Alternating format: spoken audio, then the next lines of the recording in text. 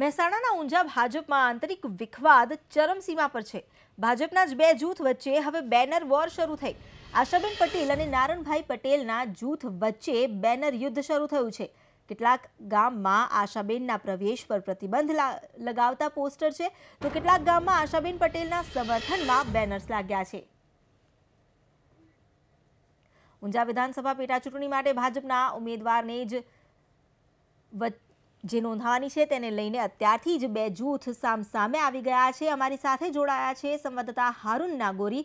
હારૂન, કેટલાક ગામોમાં આશાબેનના વિરોધમાં તો કેટલાક ગામોમાં સમર્થનમાં બેનર લાગ્યા છે। આ જે વિખવાદ છે એ પેટા ચૂંટણીમાં પણ સામે આવે તેવું લાગી રહ્યું છે।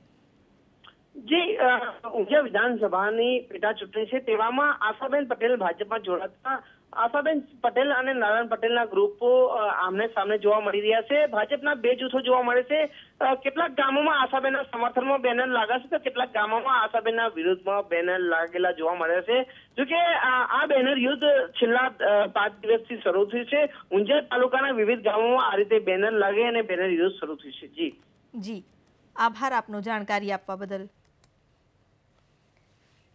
તો ઊંઝામાં ઉમેદવારને લઈને જે હવે પોસ્ટર વોર શરૂ થયું છે, એક તરફ એક જૂથ અને બીજું જૂથ, બંને જૂથ સામસામે આવી ગયા છે।